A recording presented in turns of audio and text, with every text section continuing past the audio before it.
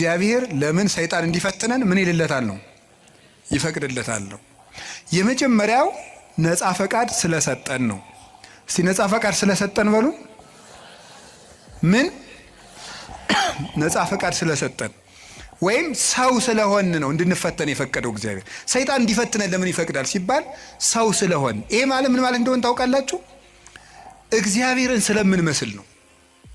ኦሪት ዘፍጥረት ምዕራፍ 1 ቁጥር 26 ላይ እንደተጻፈው እግዚአብሔር እኛን የፈጠረን በአርአያውና በመልኩ ነው። በአርአያውና በመልኩ ነው። በአርአያውና በመልኩ ማለት ራሱን የቻለ ብዙ ነገር ነው ያለው። በመልኩ ፈጠረን ከምንልባቸው መንገዶች አንዱ ምንድነው ይመስላችኋል? በአርአያ በምሳሌ ፈጠረን አንዱ እግዚአብሔር የወደደውን ለማድረግ አስገዳጅ የሌለው ነው። እግዚ ዘይግዕዝዎ ነው። ነፃ የማያወጡት ንጉሥ ነው። ገዥ የለበትም፣ አስገዳጅ የለበትም። እግዚአብሔር የፈቀደውን ሲሰራ አስገዳጅ እንደሌለበት የሰው ልጅም የፈቀደውን እንዲሰራ አስገዳጅ ሊኖርበት አይገባም። መምረጥ አለበት። ለምን? እግዚአብሔርን መምሰል የሚችል መምሰል የተሰጠው ምርጫ ያለው ውድ ፍጡር ነው። ትልቅ ፍጡር ነው። አንዱ ትልቅነታችን መምረጥ መቻላችን ነው። መምረጥ ካልቻልን እንስሳ ነን ማለት ነው። አውሬ ነን፣ ድንጋይ ነን ማለት ነው። ወይም እንጨት ነን፣ ወይም ይሄ ጠፈር ነን፣ ወይም ፀሐይ ነን። ፀሐይ ምርጫ የላትም። ጨረቃ ምርጫ የላትም። ከዋክብት ምርጫ የላቸውም። እጽዋት ምርጫ የላቸውም። አንበሳ፣ ዘንዶ፣ አውሬ፣ በግ፣ ከብት ምርጫ የላቸውም። ሰው ምርጫ ያለው ትልቅ ፍጡር ነው። በምርጫችንም እግዚአብሔርን እንመስላለን። ስለዚህ ክፉ ነገር እንዲመጣ ያደረገው መምረጥ የምትችል ልዩ ፍጡር ነህ፣ የመምረጥ ችሎታ ሰጥቻለሁ ነው። ያንን ለማክበር ነው። ወረሳ ያላቲ ከመትግበር ፈቃዳ እንዘ አልቦ ዘይሄይላ። ማንም ሳያስገድዳት ነፍስን የወደደችውን እንድትሰራ ስልጣን ሰጣት ይላል መቅደመ ወንጌል ላይ። የሰው ነፍስ ማንም ሳያስገድዳት የፈለገችውን እንድትሰራ ምርጫ ሰጥቷታል። ስለዚህ እግዚአብሔር እኛ እኮ ምርጫ መስጠቱ እሱንም እንድንመርጥ፣ ክፋትንም እንድንመርጥ፣ በጎንም እንድንመርጥ፣ መወሰን እንድንችል ውሳኔ የመወሰን ስልጣን የተሰጠን ልዩ ፍጡሮች መሆናችንን ለማመልከት ፈቃዳችንን ለማክበር ስልጣን ለመስጠት ክፉም እንዲመጣ ወደኛ ፈቀደ፣ በጎም ወደኛ እንዲመጣ ፈቀደ ማለት ነው። እንዲህ ይላል ኦሪት ዘዳግም ምዕራፍ 30 ቁጥር 19 ላይ አሰም ለከ ሰማየ ወምድረ ወእሰሚ በቅድሜከ ሕይወተ ወሞተ በረከተ ወመርገመ ህረያ ለሕይወት ከመትሄው አንተይ ወዘርእከ። እኔ በፊትህ ሕይወትንና ሞትን በረከትና መርገምን በፊትህ አስቀምጫለሁ። ሰማይና ምድርን ዳኛ ምስክር አደርግብሃለሁ። ሞትን ትተህ ሕይወትን፣ መርገምን ትተህ በረከትን ምረጥ። የመረጥክ እንደሆነ አንተም ዘርህም በሕይወት ትኖራለህ ይላል። ሞትና ሕይወትን በፊትህ አስቀምጫለሁ፣ በረከትና መርገምን በፊትህ አስቀምጫለሁ። መርገምን ትተህ በረከትን ምረጥ፣ ሞትን ትተህ ሕይወትን ምረጥ። እንዲህ ካደረክ በሕይወት ትኖራለህ። እግዚአብሔር ይህን ስልጣን ሰጥቶናል። የመምረጥ ስልጣን የሰጠን ፈቃድ ሰጥቶናል። ክርስቲያኖች በየቀኑ ዲያብሎስን ለማሸነፍ ምንድነው ማድረግ ያለባቸው ሲባል ጠንቅቆ መምረጥ መቻል ነው። ሲጠንቅቆ መምረጥ መቻል በሉ። ማመስገንና እርግማን፣ ሌብነትና ምጽዋት፣ ትዕቢትና ትህትና፣ ቂምና ይቅርታ በየቀኑ ምርጫ ነው። ክርስትና በየቀኑ እየመረጡ መኖር ነው። መልካሙን እየመረጡ መኖር ነው። ስለዚህ ሰይጣን ለምንድነው የሚፈትነን ካላችሁ፣ ወይም ደግሞ ለምንድነው በሰይጣን እየተሸነፍን ያለን ካላችሁኝ፣ ምርጫችንን መወሰን ስላልቻል ነው። እግዚአብሔር ለምንድነው ሰይጣን የሚፈትነን ከሆነ በእኛ የሚፈርድብን ለምንድን ነው ከተባለ መርጠን የምንገዛ እኛ ነን እንጂ እስቲ በሞቴ አንተ ና አፍንጫህን ብዬ ሳልጥልህ ና ሲጋራ ጭስ። እስቲ ሰይጣን እንደዚህ ያለው ሰው አለ? አንተ ጆሮን ሳልልህ ና ስከር ያላችሁ አለ? ሰይጣን ተገልጦ አንተ በሰይፍ ሳልልህ ና ዘሙት ያለው ሰው አለ? የለም። ወደን መርጠን ነው። ሰይጣን ነው እንጂ እንደሚያደርገኝ ሰይጣን አይደለም። ራሳችንን ምርጫችን ነው።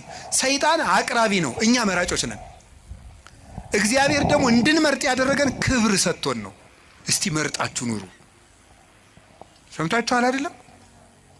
እንዲሁ ዝም ብሎ እግዚአብሔር ዝም ብሎ እንደ ራሳችን ኮምፒውተር እና ስልክ ዝም ብሎ በፓስወርድ የሚዘጋን የሚቆልፈን ሳይሆን ራስህን መዝጋት መክፈት የምትችል ልዩ ፍጡር አድርጌሃለሁ። የምትወስንበት ችሎታ ዕውቀት ሰጥቼ ህሊና ሰጥቼ የሚከስ እዚህ ውስጥ ደግሞ የሚያስታውስ ይሄ ነገር ክፉ ነው የሚል ሰጥቻለሁ። ምረጥ ነው።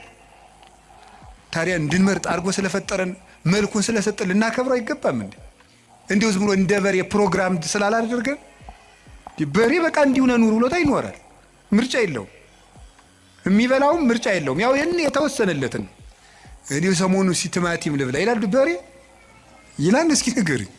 ኧረ እንዲሁ ሻዩ ላይ ቅርንፉድ ጨምሩበት ይላል በሬ አለ። ምርጫ አለው።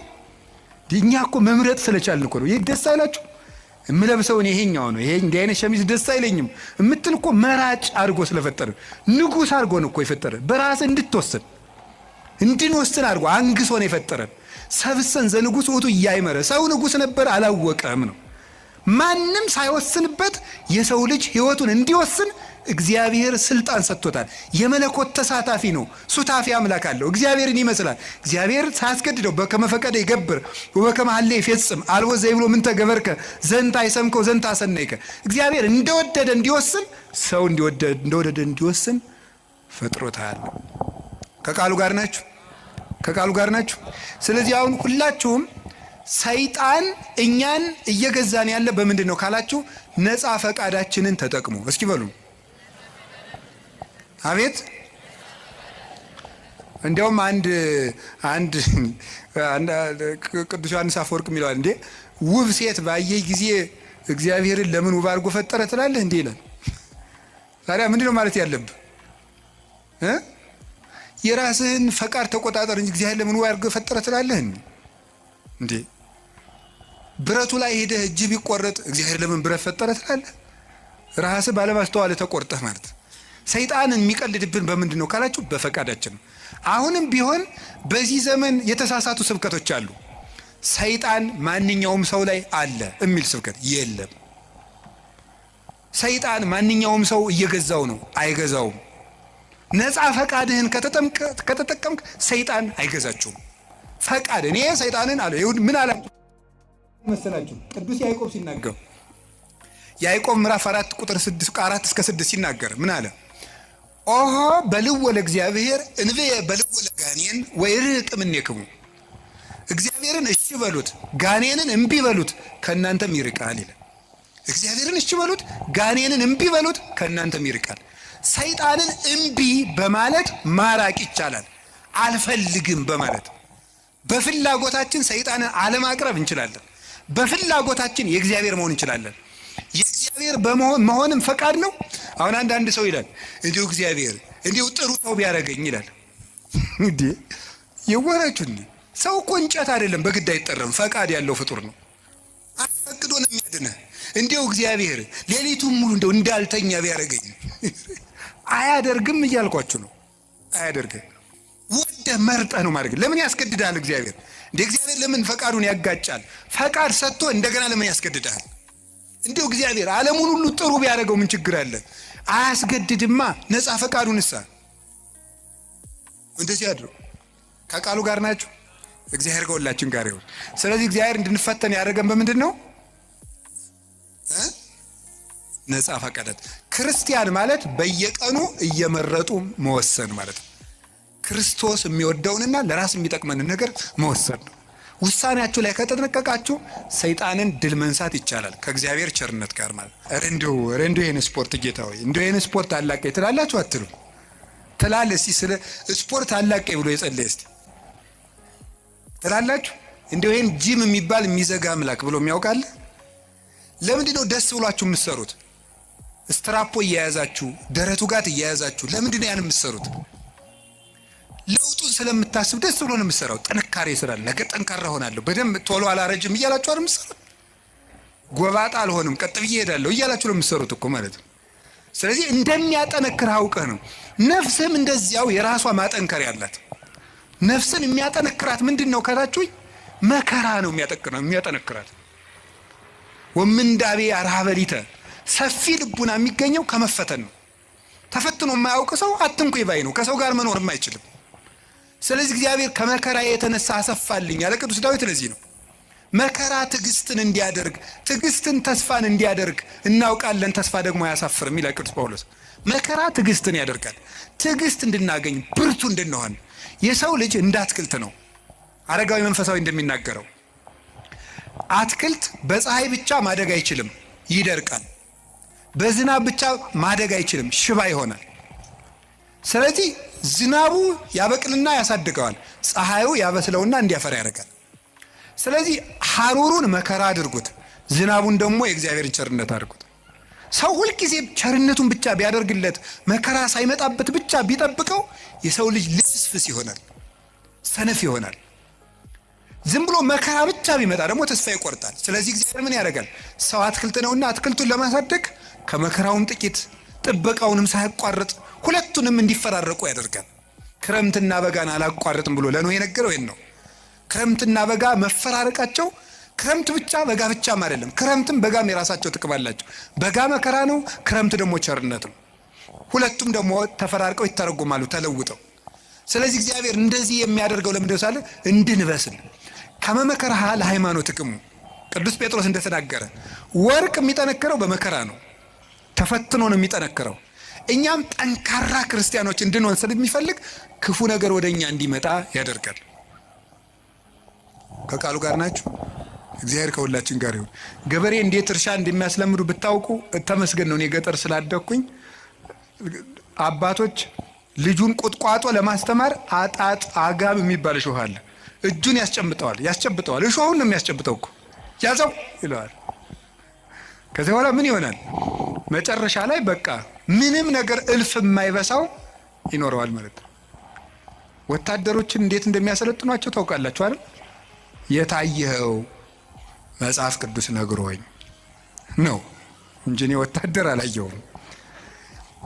ክርስትና ከተመሰለባቸው ምክንያቶች አንዱ ምንድነው?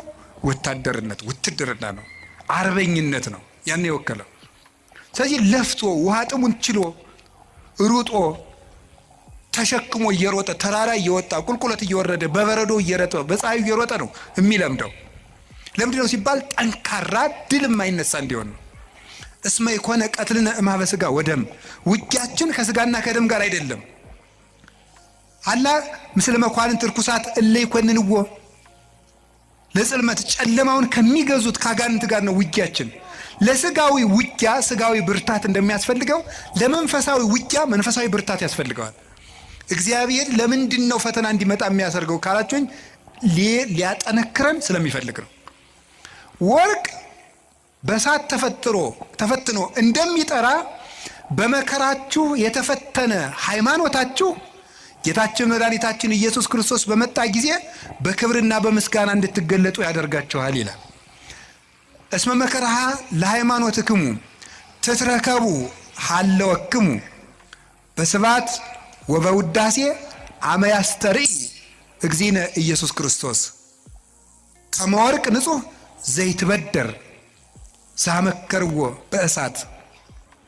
በእሳት እንደተፈተነ ወርቅ ንጹሕ፣ በእሳት ተፈትኖ ንጹሕ የሆነ ወርቅ የተፈተነው እምነታችሁ ጌታችን ኢየሱስ ክርስቶስ በመጣ ጊዜ በክብር እንድትገለጡ ያደርጋችኋል ይላል። ስለዚህ ለምንድን ነው እንድንፈተን ያደርጋችኋል? እንድንጠነክር ነው። ከቃሉ ጋር ናችሁ? እግዚአብሔር ከሁላችን ጋር ይሁን። እግዚአብሔር ጠንካራ ያደርገን። መከራ ጥንካሬ ትዕግስት ይሰጣል። ትዕግስት ተስፋ ይሰጣል። ተስፋ ደግሞ አያሳፍርም። ተስፋም ክርስቶስ ነው።